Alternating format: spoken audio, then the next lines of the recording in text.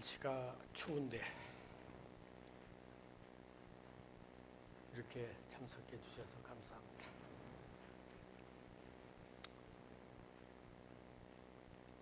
저도 감기가 들어서 목이 잠겼습니다. 양해 부탁드립니다. 오늘 이렇게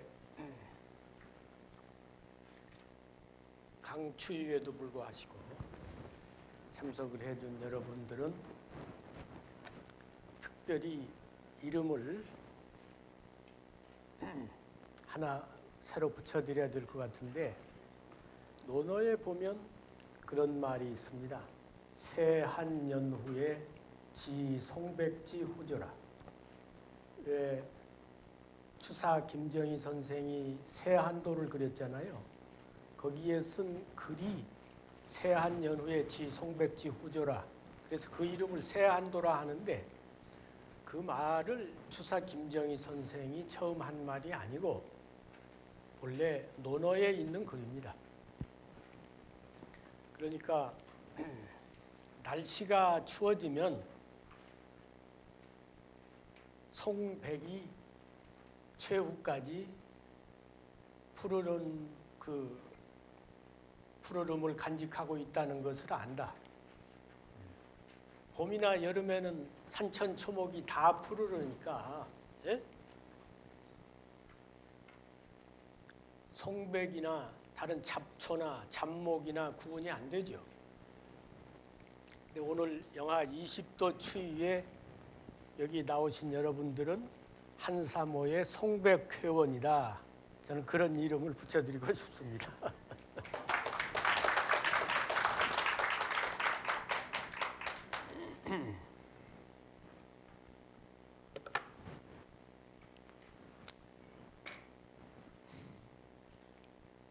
미국의 트럼프 대통령이 아프리카를 향해서 거지의 소굴이다, 그런 발언을 했습니다.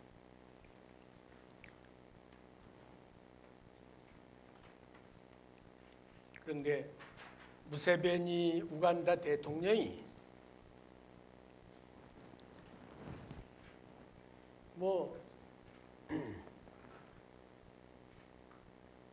틀린 말은 아니지 않느냐. 그리고 트럼프를 비판하지 않을 뿐만 아니라 미국 최고의 대통령 중 한 명으로 오히려 칭찬을 했습니다.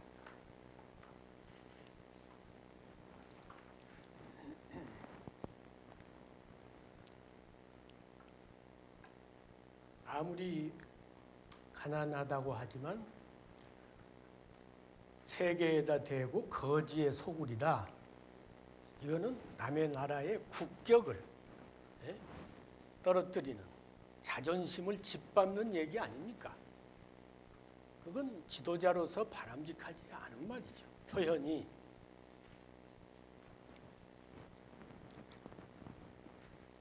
근데 시진핑은 물론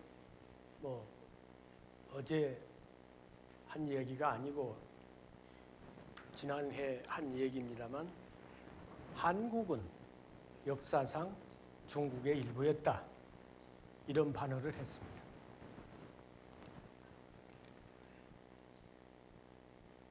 그러니까 한국이란 나라가 현재 독립국가로 존재하고 있지만 역사적으로 쭉 보면 중국에 소속된 하나의 나라였지, 한국이라고 한 독립된 국가는 역사에 없었다, 이 말이야.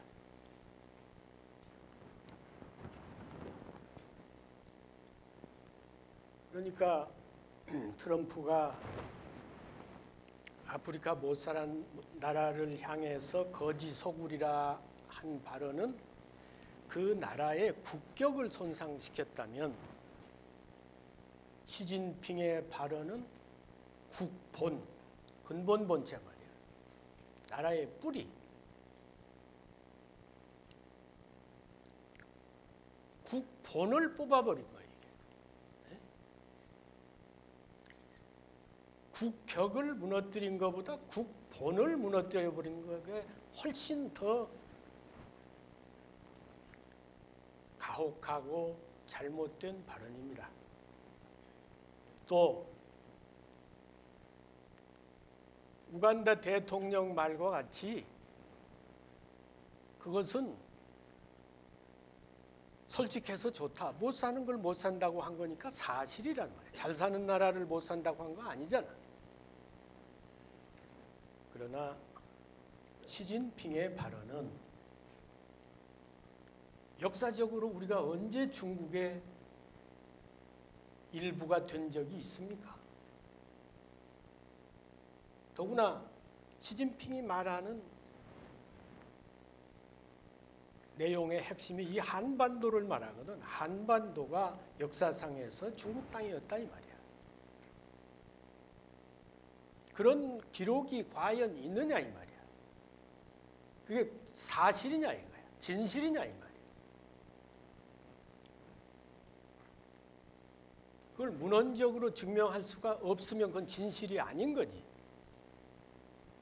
그러니까 시진핑과 트럼프의 발언은 하나는 국본을 손상시켰고 하나는 국격을 떨어뜨렸는데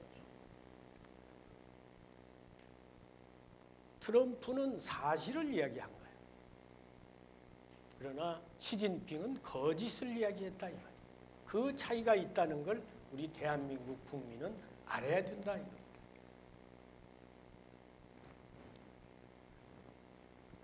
그러니까 오늘 제가 드리는 말씀은 시진핑이 한국이 역사상의 중국의 일부였다는 그 말은 거짓이고 그와는 정반대로 중국이 역사적으로 보면 한국의 일부였다. 그 내용을 여러분들에게 소개해 드리려고 하는 것입니다. 물 좀 하나 주시오.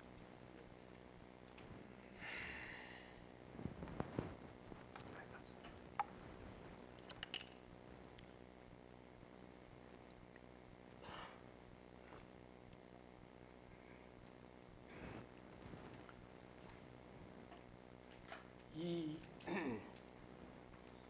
가령 어떤 사람에게 그 사람이 이제 상당히 출세를 하고 잘 살게 됐는데 네 아버지 할아버지 때 우리 집 머슴이었어. 이렇게 이야기를 하면 그 자존심에 치명타를 주는 거 아닙니까? 네 어머니가 니들이 요새 잘 산다고 떵떵거리고 그러지만 옛날에 우리 집 가정부였어. 그럼 그 자손의 가슴에 못을 박는 얘기 아니야. 한국이 역사상의 중국의 일부였다는 말은 바로 네 할아버지 때 우리 집 머슴이었다는 이야기하고 같은 얘기란 말이야 이게.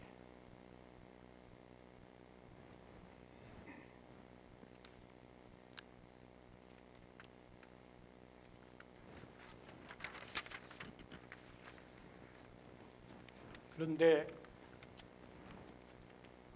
왜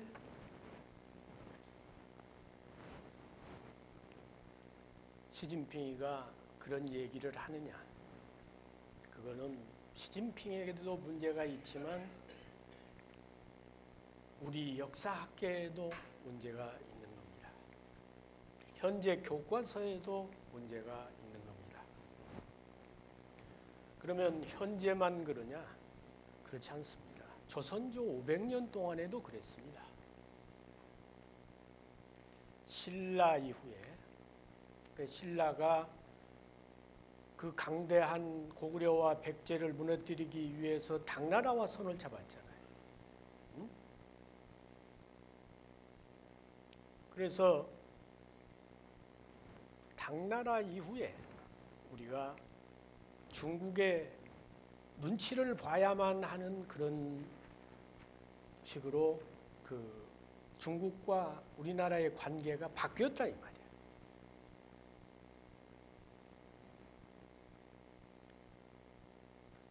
그래서 가령 신라 때 삼국사기에 보면 최치원 열전이 있습니다. 거기에 보면 최치원 선생이, 이 최치원 선생이 사실은 위대한 분입니다. 중국의 태사 시중에게 올린 편지를 보냈어요.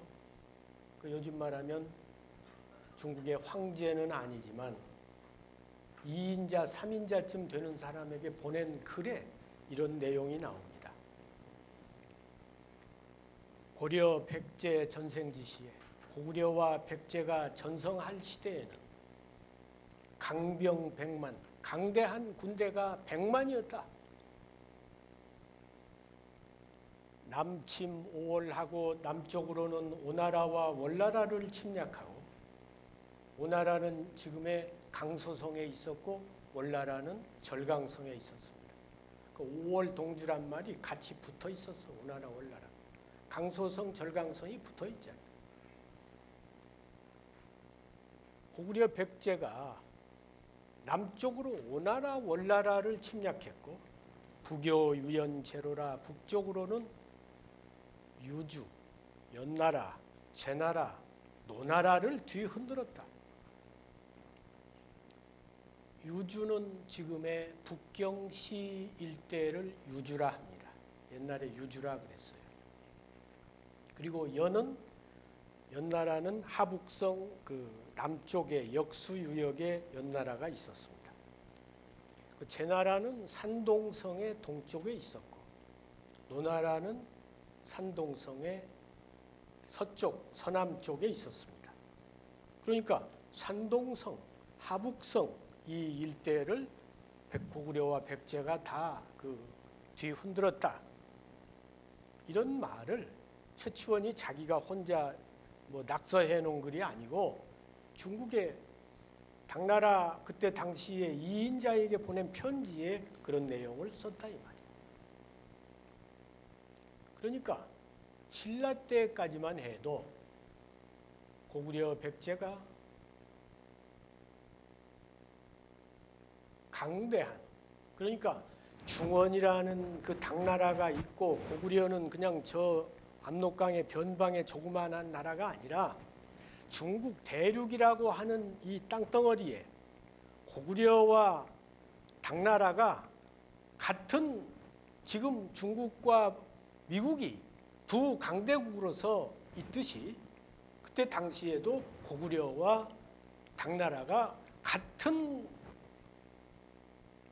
군사력과 경제력을 가진 강대국이 대륙에 같이 있었던 거죠.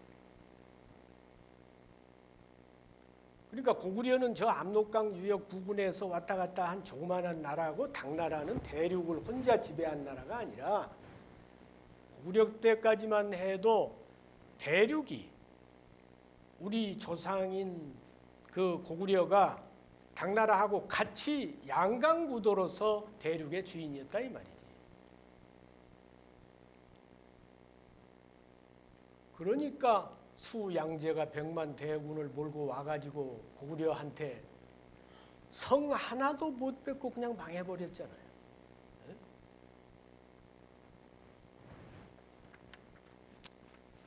그런데 이런 기록들이 고려 조선에 오면 일체 없습니다. 왜냐하면 역사라고 하는 것은 고려사는 조선에서 정리를 하는 거예요. 고려사는 고려 시대 사람들이 자기들이 자기 역사를 쓰지 않도록 되어 있습니다. 그 다음 대의 앞 왕조의 역사를 정리하는 거란 말이죠. 그래서 현재 남아있는 고려사, 조선사는 다 조선 사람들이 정리한 겁니다. 그러다 보니까 그런 그 제대로 된 기록이 남아있지 않은 겁니다.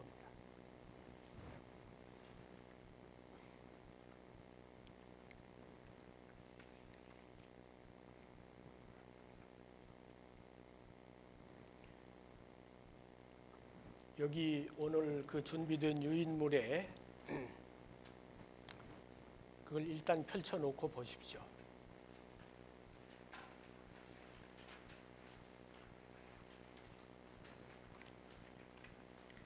우리가 지난해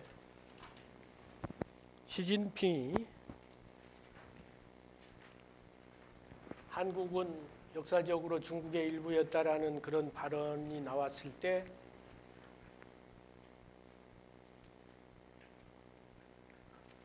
그래도 우간다 대통령은 농담이 됐든 뭐 됐든 반응을 보였잖아요. 우리는 일체 무반응이었습니다. 그때 소위 대통령 후보로 나온 사람들이 8, 9명 됐었는데 여기에 대해서 반론 하나 제기한 사람이 없었어요. 지금 이 나라에 사실은 지도자다운 지도자가 없는 겁니다. 그래서 그때 이제 대동재단이라고 허신행 전 농림장관 하신 분하고 저하고 공동 대표로 있는 그런 단체인데 거기서 시진핑에게 5개항의 질문서를 보냈습니다. 우리가 볼 때는 당신은 한국이 역사적으로 중국의 일부였다고 그 망언을 했지만 문헌을 근거해서 보면 오히려 중국이 한국의 일부였다는 그런 기록이 많은데 여기에 대해서 답변을 해달라. 그래서 중남해로도 보내고 중국 대사관에도 접수를 했습니다. 그런데 여기 최학봉 선생님도 나와 계시네. 그때 같이. 그런데 지금까지 아무 답이 없기 때문에 그것은 그 논리를 기정사실화하고 있고 거기에 대해서 사과할 생각이나 그것을 취소할 생각이 전혀 없다는 얘기입니다. 그렇기 때문에 지금 시간이 여러 달 지났고 그렇지만 아직까지도 유효하기 때문에 한국 국민은 언제나 누구라도 거기에 대해서 반론을 제기할 수 있고 특히 역사학자는 올바른 역사를 중국과 한국의 지도자와 국민에게 제대로 설명할 수 있어야 한다고 생각합니다. 오늘 같은 날 사실 국회의원들이 와서 이게 장례를 가득 메워야지 말이야.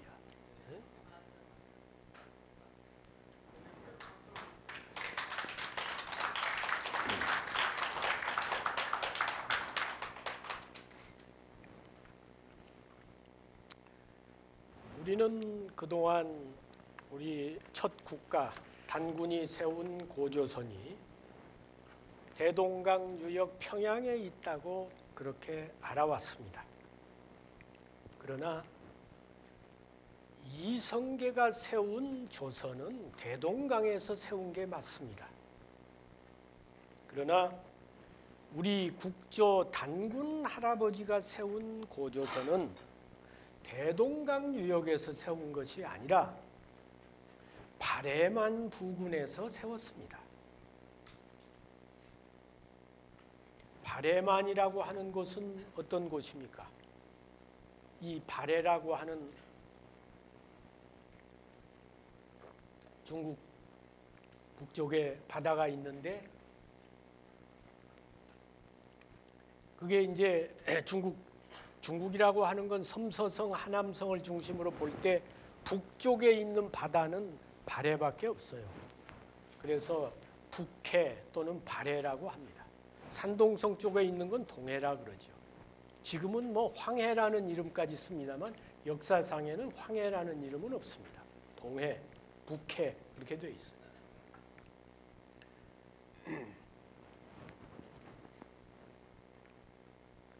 그러면 고조선이 단군조선이 신화가 아닐 뿐만 아니라 실제 저 대륙의 발해에서 건국했다고 하는 것을 뭐 어디 소설가가 거기 썼느냐 그게 아니라니 말이야. 중국에 산해경이란 책이 있습니다. 산해경. 그러니까 이 동양에서 최고의 시를 담고 있는 책이 시경입니다. 그렇잖아요?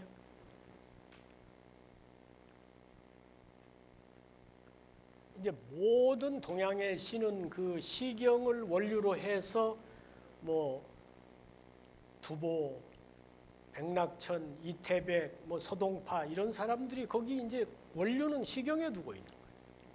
시의 경이란 말이에요. 그리고 철학의 경이 역경, 주역이란 말이지. 그리고 모든 정치, 경제의 경이 서경이요. 시, 서, 역이라는 걸 그래서 삼경이라 하는 거예요.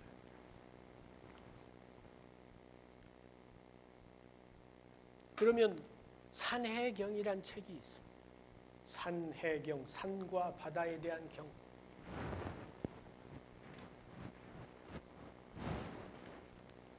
그러니까 동아시아에서 최초의 지리를 전문으로 다룬 책이 산해경입니다. 근데 그 책은 지금으로부터 2000년 전에 한나라 때 유향이라고 하는 학자가 황실 도서를 이렇게 정리하다 보니까 책이 나오는데 전부 한나라 때 사용 않는 문자로 되어 있어가지고 자기도 판독이 안 된다는 거예요. 그래서 이거는 그 당시 유향시대, 지금으로부터 2000년 전에 그 사람이 입으로 한 말이야. 지금으로부터 2000년 전에 중국의 첫 국가 한나라 때 만들어진 책이다. 그러니까 지금으로부터 말하면 4000년 전에 쓰여진 책이죠. 그러니까 뭐 청나라를 세운 여진족이나 거란족이나 무슨 뭐 말갈족이나 이런 민족은 거기에 나올 수가 없죠. 안 나오죠. 거기에 조선이 나와.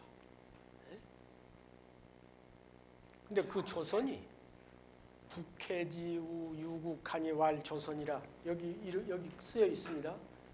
그 글이 쓰여 있단 말이에요. 북해지우 유국한이 명할 조선이라 산해경에 이렇게 쓰여 있는 거예요. 대동강 유역에 조선이 있었다면 아니 대동강반에 나라가 있으니 이름을 조선이라 한다 하지 왜 발해의 모퉁이에 나라가 있으니 이름을 조선이라 한다 그랬겠습니까?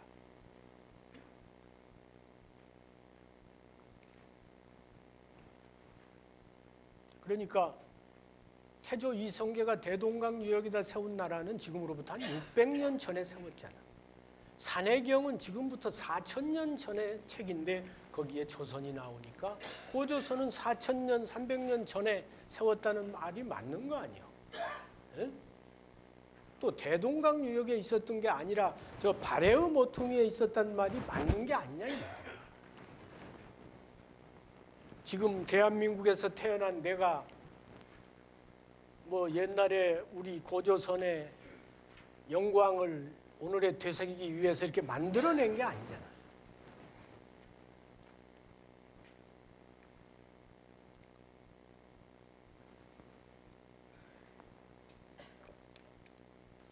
그러면 산해경이란 책 하나에만 발해의 모퉁이에 고조선이 있었다 그러면 뭐 그래도 자손들이 똑똑하면 그거 가지고 세계를 향해서 우리는 발해만은 지금 바로 북경 유역 아닙니까? 에? 북경을 우리가 최초로 지배한 나라다. 당당히 왜 못하느냐 이거야. 거기만 나오는 게 아니고 송나라 때 중국 송나라는 우리나라로 말하면 고려시대입니다. 고려시대. 고려는 이성계가 아직 대동강에다 조선을 세우기 전 아니야? 송나라, 중국의 송나라라고 하는 것은 거란족이 세운 요나라가 북방에 있고 송나라가 남쪽에 여러분 유명한 주자가 바로 송나라 사람이에요. 공자, 주자하는.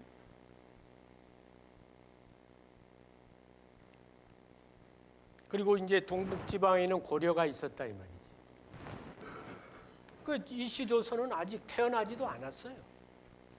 거기에 그때 송나라에서 만든 무경총요, 국방을 위해서 국가에서 편찬한 책이 무경총요입니다. 문무할 때 무. 거기에 보면 지금 북경 지역을 설명하는데 말이지. 북경에서 요 나라 수도가 내몽고 쪽에 있었으니까 그 수도를 가는데 사신이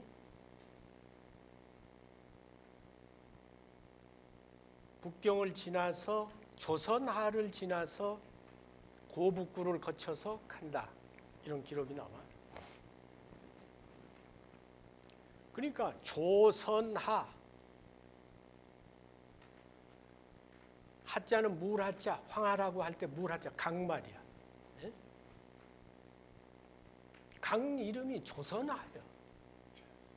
근데 그게 어디에 있느냐? 뭐 청천강이나 압록강이 조선하가 아니고 대동강 유역에 송나라 때 조선하가 있었다면 거기에 조선하가 있어야 될 거 아니야.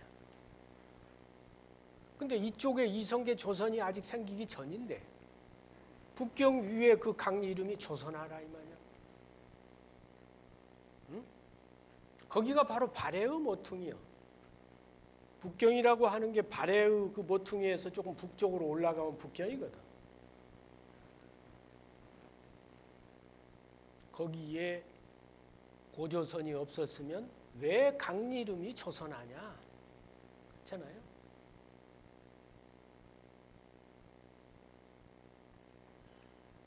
또 태평환욱기라고 하는 그 송나라 때 역사서가 뭐 오늘날에도 책이 수십만 종의 책이 나오지만 그 시대를 대표하는 책은 몇 권 안 되는 겁니다. 송나라 때 3대 사서 중에 하나가 태평환욱기예요. 거기에 보면 그 북경 옆에 모택동이 여름에 가서 수영을 즐기던 북대하 옆에 지금도 중국 공산당 간부들의 휴양지 북대하 거기가 바로 발해만입니다. 모택동이 그 발해만 거기에 가서 수영하는 거 아니야.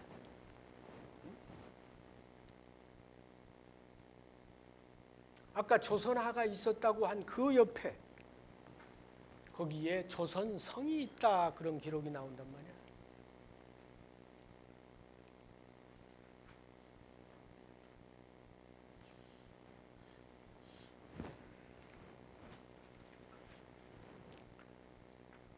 그리고 무엇보다도 그 고조선이 북경에 있었다는 것은 이제 선비족이라고 하는 그런 민족이 있습니다. 선비족은 삼국시대부터 역사에 등장해요.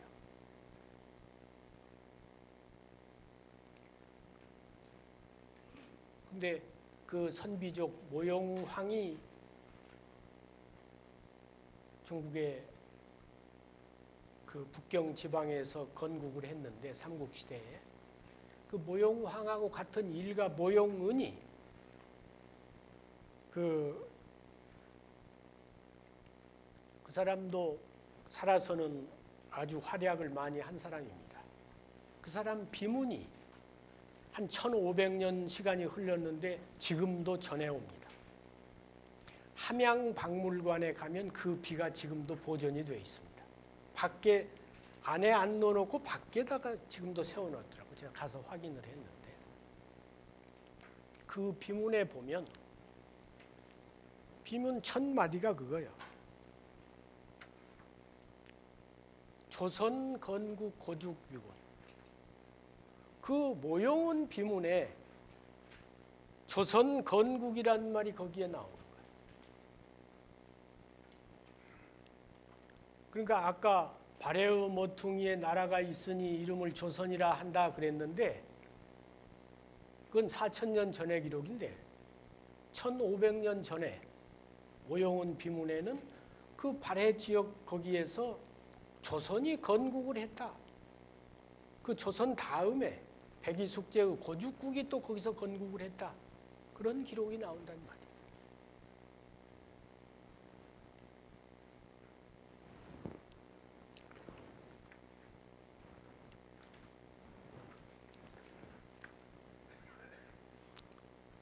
이런 그러니까 지금 산해경이나 무경총효나 태평환욱기나 오영훈의 비명이나 이건 다 중국 사람들 기록입니다. 한족 자기 조상들의 기록이고 선비족의 기록이라 이 말이야.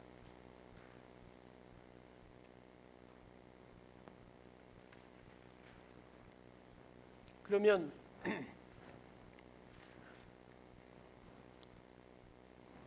옛날에는 중국의 중심이 저 장안, 낙양 거기였어요. 거기가 진시황이나 한무제가 거기를 수도로 했지 않습니까?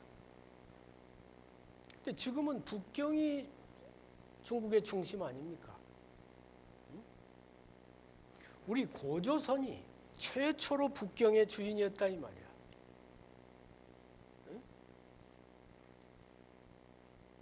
우리가 첫 삽을 뜬 곳이 북경이라 이 말이야.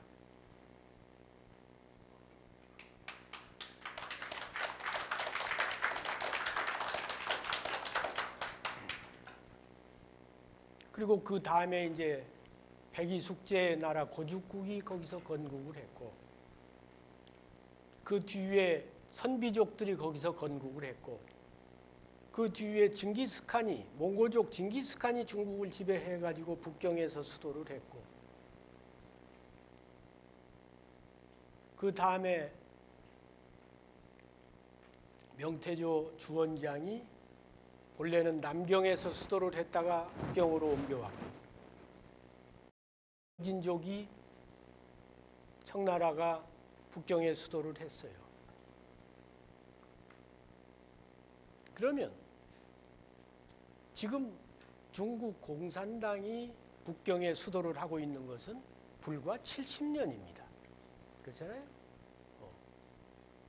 여진족 청나라가 한 200년 했고 몽골족들이 또 수백 년 했고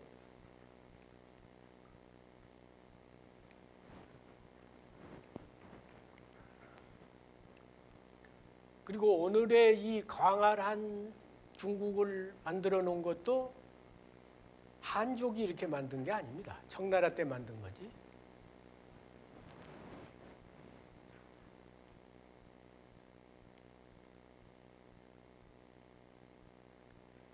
그러면 지금 70년 동안 북경의 주인 노릇하고 있는 중국 공산당은 오히려 사당이라도 하나 북경에다 세워가지고 단군 조선의 그 첫 건국자를 감사하다고 제라도 올려야 되는 거 아닙니까?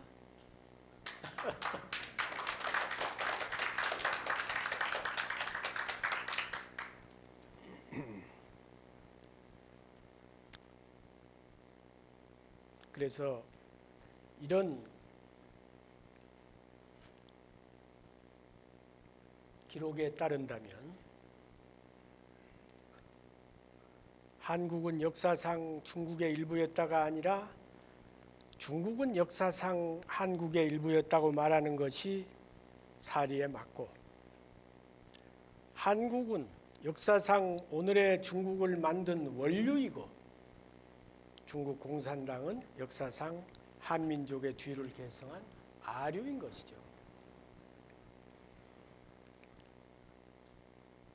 그리고 무슨 강토로만 가지고 이야기할 게 아니라 문화적으로 봐도 그렇다 이거야. 지금 우리는 그동안 황하 문명, 저 황하 중류, 상류에 한족이 살던 삼서성 그 황하, 상류, 중류의 한족의 발상지에서 문화가 일어나 가지고 저 오랑캐의 땅으로 후진 국가로 선진국에서 문화를 전파해서 이렇게 했다. 그래서 만리장성 너머에는 미개한 오랑캐들이 살고 있는 나라다. 이렇게 그동안 우리가 알아왔습니다. 그런데 만리장성 바깥, 지금 내몽고 일대, 거기에서 그 홍산이라고 하는 그 지역을 중심으로 그 고고 유물이 이제 많이 발달이 됐습니다. 발굴이 됐습니다. 그런데 이제 거기에 유물이 다른 데서는 나오지 않는 3대 특징이 여신을 모신 사당,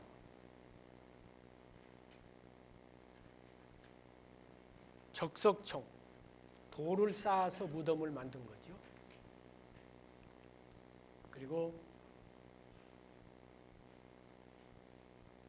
제단, 하늘의 제를 지내는 제단.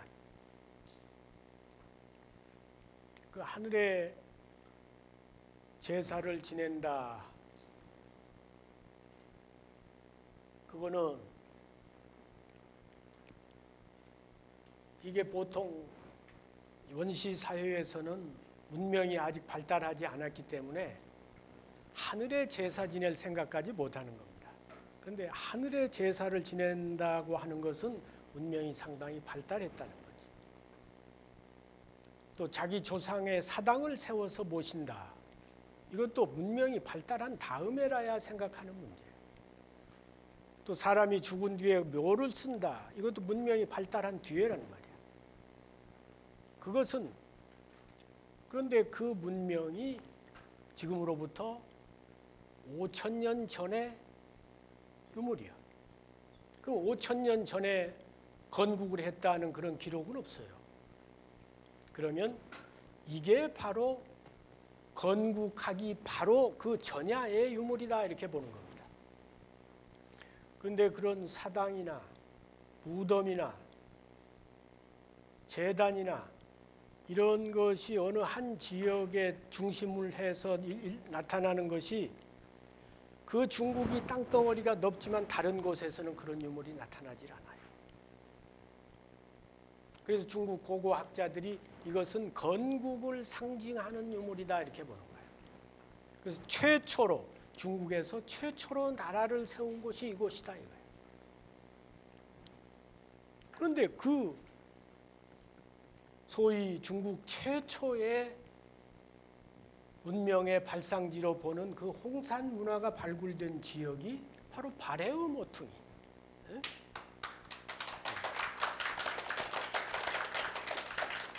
고조선이 건국되었다고 산해경에 나오는 그 발해의 모퉁이에서 이런 유물들이 나온 거예요. 그러니까 고조선이란 나라가 동아시아에서 최초의 우리 민족의 첫 국가일 뿐만 아니라 중국에 56개 민족이 있지만 한족을 포함해서 56개 민족 가운데에서 이 큰 중국 대륙 땅덩어리에서 가장 먼저 나라를 세운 민족이 우리 고조선이었다 이 말이에요.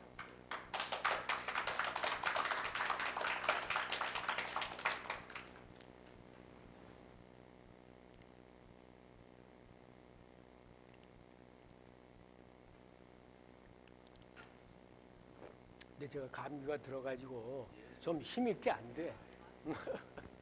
네? 들려요?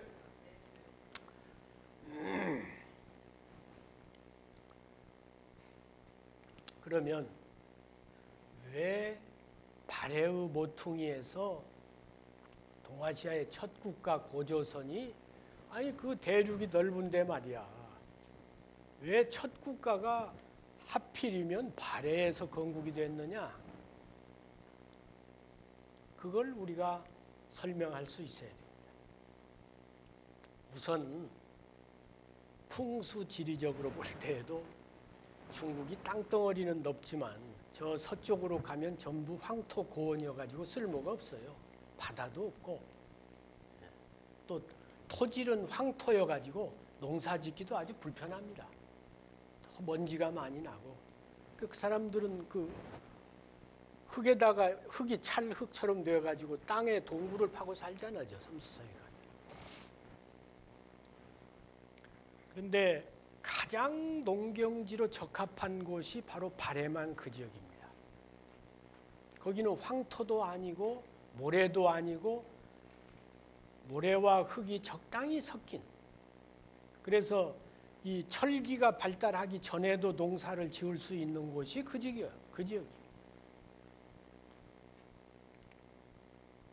그러니까 농경이 전 대륙에서 가장 먼저 가능했던 곳이 발해의 모퉁입니다.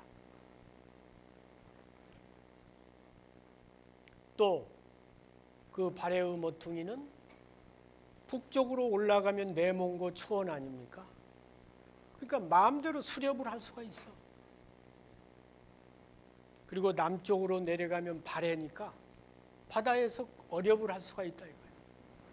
그러니까 고기도 잡아먹을 수 있고 수렵도 할 수 있고 농사도 지을 수 있고 이 모든 조건을 다 갖춘 곳이 전 중국에서 발해만, 바로 고조선이 있었다고 한 그 지역입니다.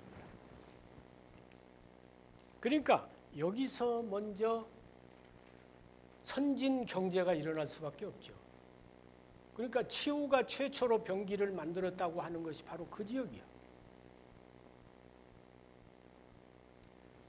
그러니까 경제가 높아지니까 거기서 문명이 일어날 수밖에 없잖아요. 경제가 발달하니까 문화가 발달한다는 말이에요. 그래서 거기에서 고조선이라는 나라가 최초로 건국을 할 수가 있었던 겁니다.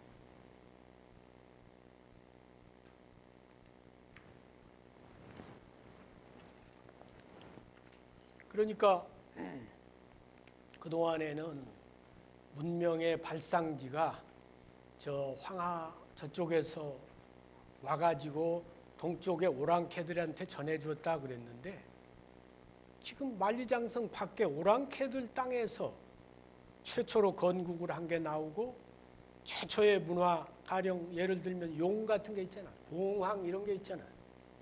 그게 저 황하문명 지역에서는 4,000년, 5,000년 것밖에 안 나와, 땅을 파면.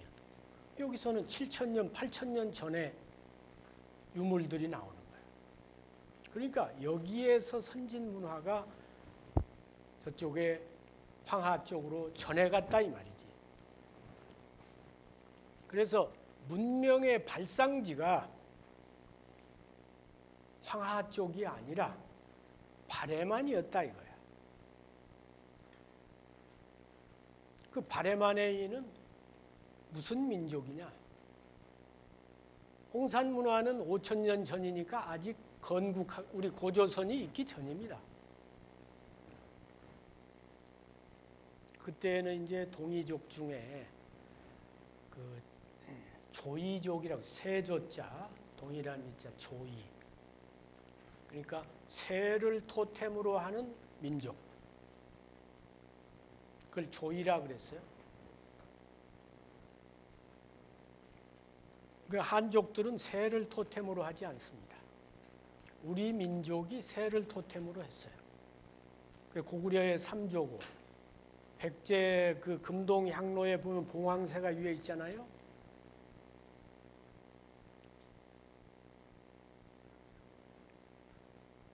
그리고 동이족의 시조, 복희, 또 소호 이런 분들이 전부 새를 토템으로 했습니다. 소호는 관작 이름을 전부 새를 가지고 했어요. 그러니까 그 조이족들이 홍산 문화를 일으킨 주역인데 그 조이족의 직계 후손이 바로 우리란 말이에요. 우리가 새를 토템으로 했다고 하는 것은 우리는 곰을 토템으로 한 게 아니고 새를 토템으로 한 겁니다. 우리가 곰을 토템으로 했다면 고구려 백제 신라에 곰을 이 숭배한 게 나와야 되는데 고구려에 삼조고 나오고 백제에 봉황새 나오고 전부 새가 나오지 곰이 안 나오잖아. 그러니까 동아시아의 문화의 발상지가 홍산인데 그 홍산이 고조선이 건국된 지역이고 바로 바레만이었다 이 말입니다.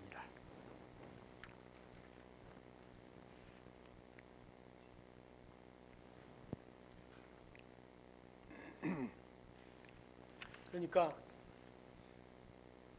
강토상에서 볼 때 북경의 첫 주인이 고조선이었을 뿐만 아니라 문화적으로 보더라도 중국 문명의 원류가 동이족들의 땅이었고 그 동이족이 사는 지역에서도 바로 조이, 새를 토템으로 한 우리 한민족이 주역이 됐다. 이렇게 보는 겁니다. 그런데 그런 것들이 고고학적으로 뿐만 아니라 문헌적으로 모두가 다 증명이 됩니다. 그래서 이 글을 한번 조용히 읽어보시면 여러분들이 이해하는 데 도움이 됩니다. 예를 들어서 서경에 보면 그 우공편에 그때 당시에 천하를 9개 구역 구주로 나눴는데 기주가 나옵니다. 그러니까 그때 당시에는 기주가 수도였어요. 순임금의 수도가 기주라는 거예요. 기주에 그 기자가 북방 기자입니다. 기주에 조이들이 있다 이렇게 서경에도 나옵니다. 근데 그 기주가 바로 지금의 바레만입니다.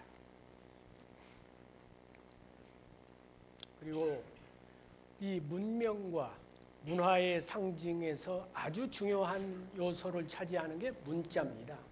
문자. 그런데 지금 이 우리가 한자라고 해서 한족이 만든 글자로 알고 있는 한자. 아까도 한강이 이 한나라 한자로 되어 있는 것을 지적했습니다만 한족이라고 하는 민족 자체가 유방이 2000년 전에 한나라를 세우면서부터 한족이란 이름이 생겨나기 시작합니다.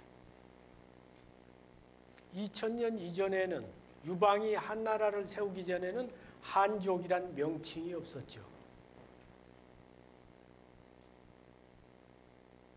그러면 그 이전에 우선 논어맹자만 해도 춘추 전국 시대인데 유방이 한나라를 세우기 이전에부터 논어맹자가 있었잖아요. 그 한자입니까 그게? 아직 한나라가 생기기도 전의 글자인데.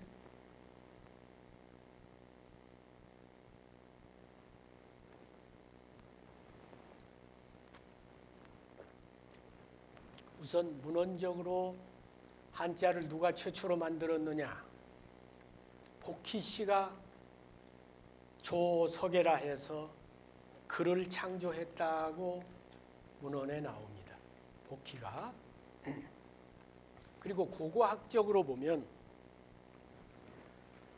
이제 그 하남성 은허에서 발굴된 갑골문자 그게 고고학적으로 볼 때 문자의 원류입니다.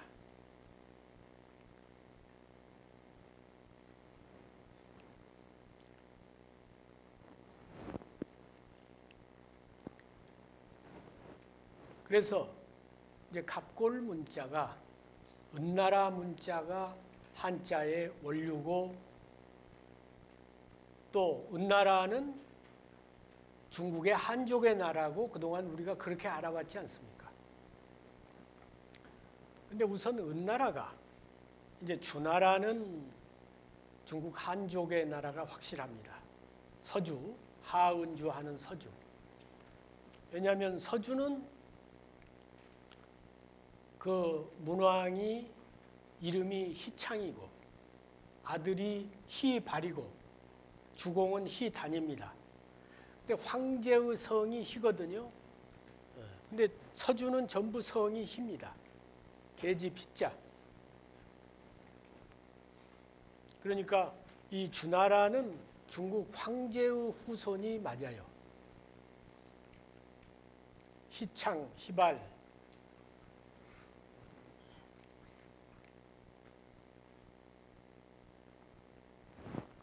그러나 은나라는 성이 희가 아니고 아들자 자씨고 소호의 후손입니다. 그 황제족과는 전혀 관계가 없어요. 혈통으로 보더라도. 문화적으로 보면 시경의 현조생상이란 말이나 상나라를 누가 탄생시켰느냐? 현조가 탄생시켰다 이거예요. 시경에 보면 이제 풍아송 흥비부라 해서 이제 국풍, 소와 대야, 이제 송해서 주송, 상송, 노송 이렇게 해서 송이 3개가 있습니다. 이제 상나라의 제사를 지낼 때 자손들이 칭송하는 의미로 진 게 상송이에요. 상나라의 자손들이 그 상나라 조상들에게 제사 지낼 때 올리는 그 곡조 가운데 현조생상이란 말이 시경에 실려 있습니다. 현조란 말은 검은 새가 뭐요? 우리식으로 말하면 삼조고 아닙니까? 응? 우리하고 토템이 같은 나라가 은나라예요. 또 이 중국 공산당 학자들은 시서역을 배우질 않았습니다. 공산주의 한 뒤에 시경, 서경, 주역을 배우질 않았어요. 그래서 아무리 유명한 학자라도 시경, 서경, 주역을 인용하는 사람이 없습니다.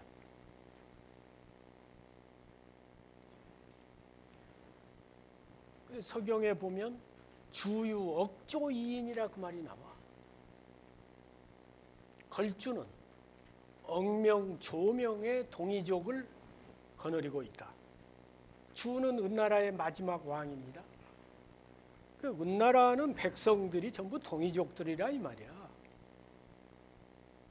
그 주나라가 주를 비평하면서 한 말이야.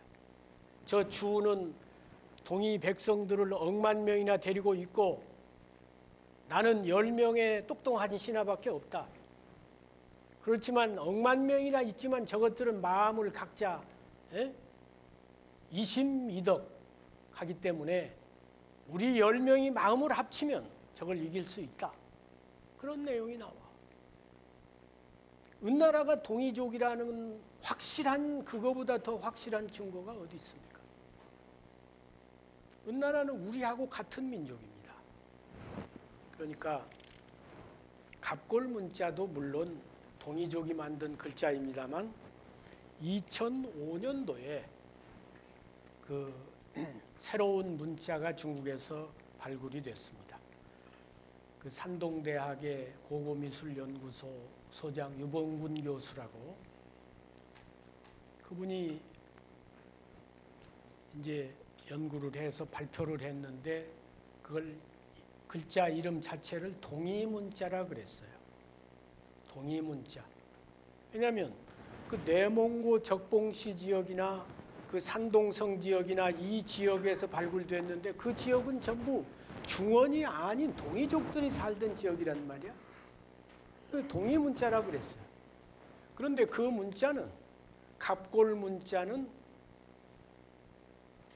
지금으로부터 3600년 전인데 이 문자는 갑골 문자보다 연대가 한 1300년이 1000년이 더 올라가는 거예요. 그래서 4600년 전의 문자로 판독이 됐습니다. 우선 이제 지금 내몽고나 이런 중국에 가면 암각화라는 게 많이 있습니다. 바위에 새겨진 그림처럼 우리도 반구대에 가면 그 고래 그림이 있잖아요. 그걸 암각화라 그래. 바위에다가 새긴 그림이라 이 말이야. 이게 아직 문자가 있기 이전입니다.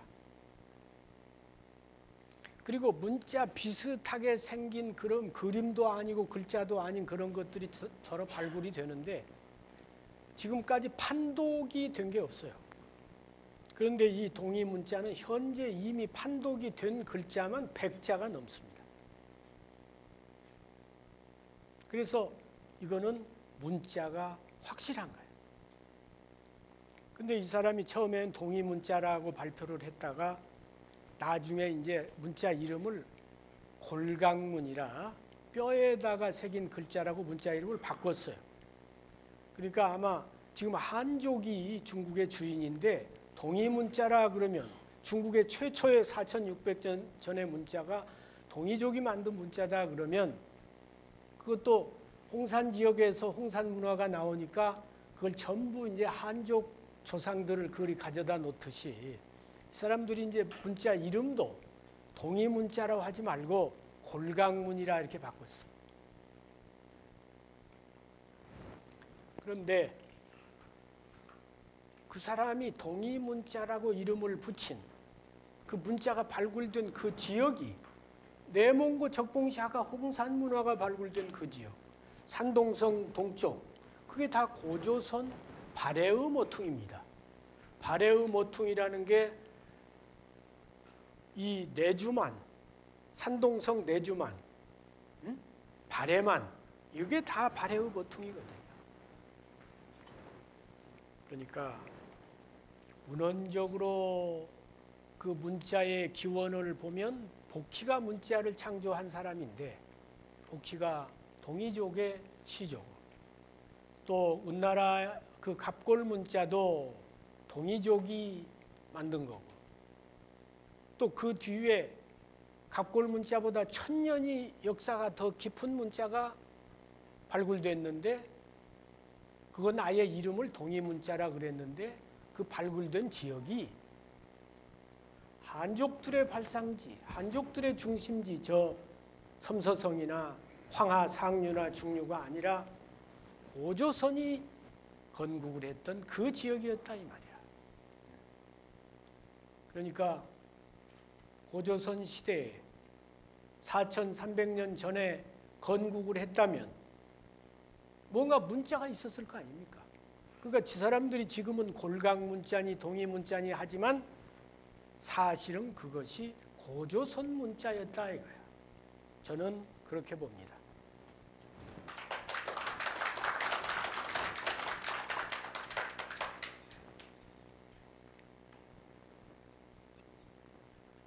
그러면 지금 한족들이 한자가 마치 한족이 만든 글자라고 하는데 한민족이 만든 글자란 말이 맞는 거죠. 그리고 이제 시진핑이 한반도가 역사상 중국의 일부였다고 한 말의 가장 핵심적인 이유가 어디에 있느냐. 중국의 한무제란 사람이 있잖아요. 그 사람이 고조선을 공격해가지고 한사군을 설치했다. 그러니까 2000년 전부터 한반도는 중국의 지배를 받았다. 이런 역사적인 이제 관점을 가지고 그런 말을 한 겁니다. 우리 학계에서나 중국 학계에서 지금 그렇게 주장을 해오고 있는 겁니다. 근데 그거는 아까 지금 이성계가 한반도에 고조선을 세운 이후의 기록을 가지고 이야기하면 그 말이 맞습니다. 그러나 이성계가 한반도를 세우기 이전에 송나라 이전에 그러니까 명나라 이후의 기록을 가지고 하면 그 말이 맞아. 한족들이 조작한 기록. 그런데 그 이전 여기에 조선이 없을 때의 기록은 그거하고는 전혀 내용이 다르다 이거야. 예를 들어서 전한서란 책이 있어. 전한서. 한서 말이에요. 한나라는 지금부터 2000년 전에 세운 나라 아닙니까? 한서가 전후로 나눠져 있습니다. 그래서 전한서, 후한서 이렇게 구분하는 거예요. 한서에 보면 한무제가 동과 갈석하야 이 현도낭랑유군이란 말이 나와. 동쪽으로 갈석산을 지나가지고 현도낭랑군을 설치했다 그 말이 나온단 말이야. 응? 아니 한무제가 군대를 이끌고 저 중원에서 압록강을 건너서 청천강을 건너가지고 대동강 유역까지 왔다면 갈석산을 지나서 현도낭랑을 설치했다고 갈석산을 들먹일 이유가 없잖아요.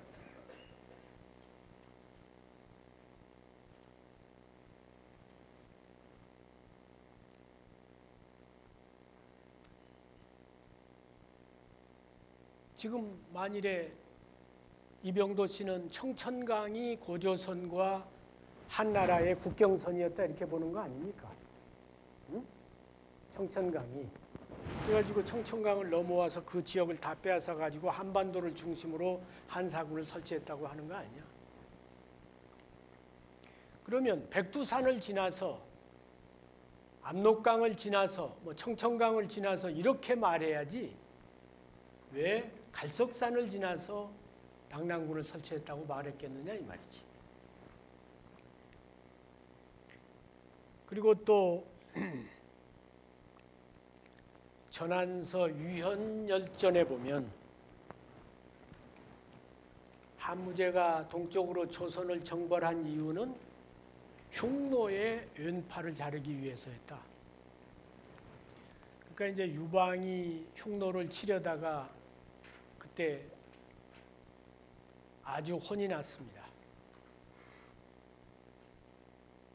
그 다음부터는 이제 조공을 바치고 아름다운 여인들을 뽑아서 상납을 하고 이렇게 바꿨는데 한무제 시대에 이르러 가지고 국력이 신장이 되니까 이제 자기 할아버지 유방에 대한 원수를 갚겠다고 해서 흉노를 공격하려고 하는데 고조선이 흉노의 바로 동쪽에 있어 가지고 고조선과 흉노가 힘을 합해서 한나라를 공격하면 안 되니까 그래서 흉노를 치기 전에 먼저 고조선을 정벌했어요.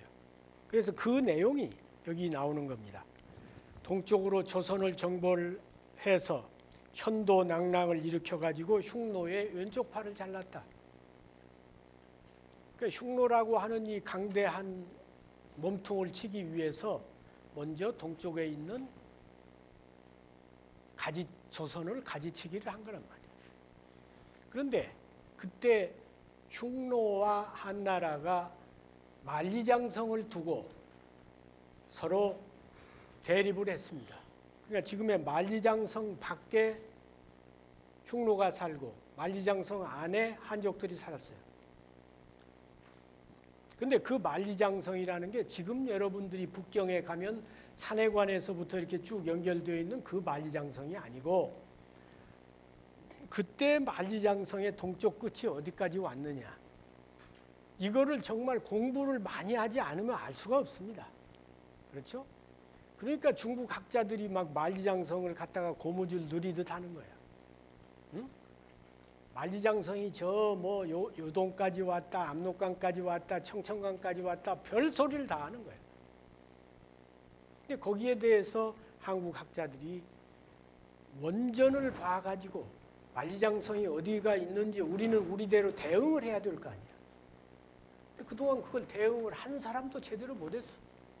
근데 제가 보니까 유방의 손자 회남자라는 사람이 쓴 글에 만리장성 설명한 이야기가 나와.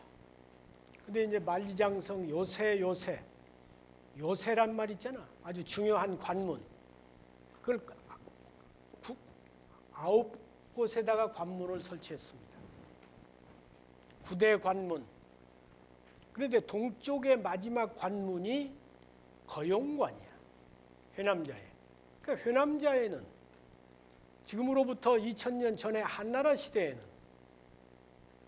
산해관은 북경 만리장성에 들어있지 않은 겁니다. 하북성에 지금 산해관이 있잖아. 발해 모퉁이에. 발해의 모퉁이에 고조선이 있는데 어떻게 거기에 중국 만리장성이 거기까지 오느냐 이 말이야. 제가 볼 때에는 진시황이 만리장성을 넘어오지 않았어요. 만리장성 서쪽, 중국 쪽까지 왔다 갔습니다. 유방도 만리장성을 넘지 않았습니다. 그런데 이제 한무제라고 하는 이 전쟁주의자가 처음으로 만리장성을 넘은 겁니다. 근데 한무제가 넘은 만리장성은 지금의 만리장성이 아니다 이거야. 북경 그 서쪽에 있는 거용관까지가 만리장성의 끝이었단 말이야.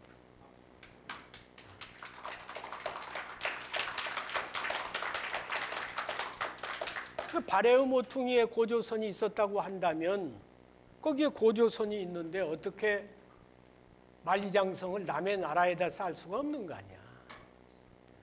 그래서 거용관까지 그리고 흉노족이 저 압록강 부근까지 흉노족이 살았단 말이 없잖아요. 우선 그거 하나만 하더라도 그거는 해결이 되는데 그동안 이 강단 이 사람들은 정말 이 정권이 바뀌면 말이야.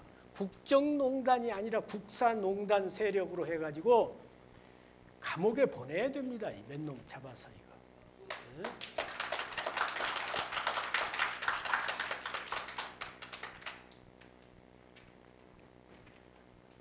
그러니까 흉노족들이 거용관 북쪽에 흉노들이 살고 거용관 남쪽에 한족들이 살고 거용관 동쪽에 발해의 모퉁이에 고조선이 살았단 말이야.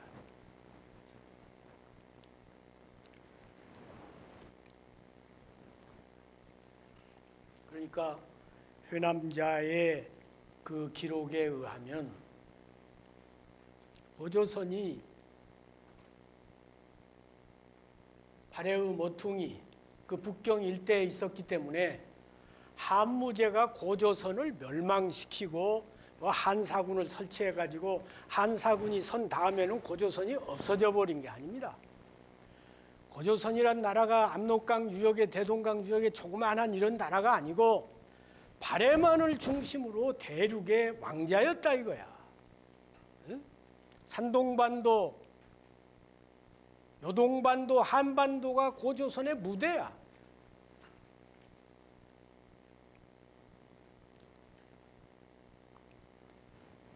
거기서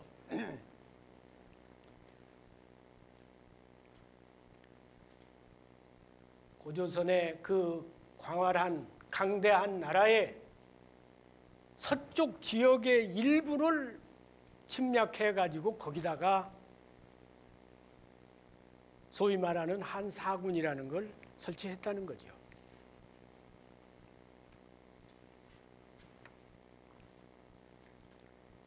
그런데 그런 회남자의 기록에 의하면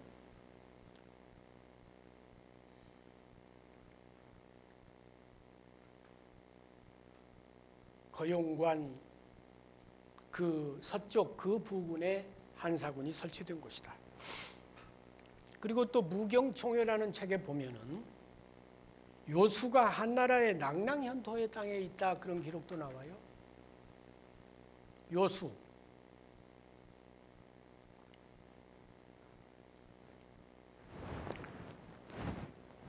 그런데 이 요수를 그동안 우리는 연영성에 있는 요하로 봤습니다.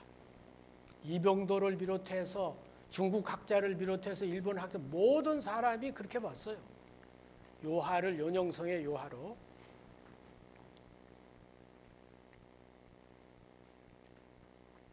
근데 거기에 낙랑현도의 땅이 있다고 그랬잖아요. 그러면 낙랑현도가 대동강 유역에 있지 않았단 말이 되잖아. 대동강이나 청천강이나 압록강이 요수로 불려진 일이 없잖아요. 그렇죠? 지금은 대동강, 청천강, 압록강이더라도 역사상에서 한 번이라도 그런 강이 요수로 불려진 적이 있느냐 이 말이에요. 그게 없잖아. 그러면 지금 요녕성에 있는 요하는 언제부터 요하냐? 거란족이 요나라를 세우면서부터 요하야. 거란족이 요나라를 세운 건 고려 때 아닙니까? 그럼 지금 낭랑현도는 한나라 때 아니야. 한무제는 2000년 전 이야기 아니야. 지금부터 1000년 이야기가 아니고. 시기가 안 맞잖아, 이게. 그러니까 현재 요녕성에 있는 요하하고 낭랑현토하고는 관계가 없어.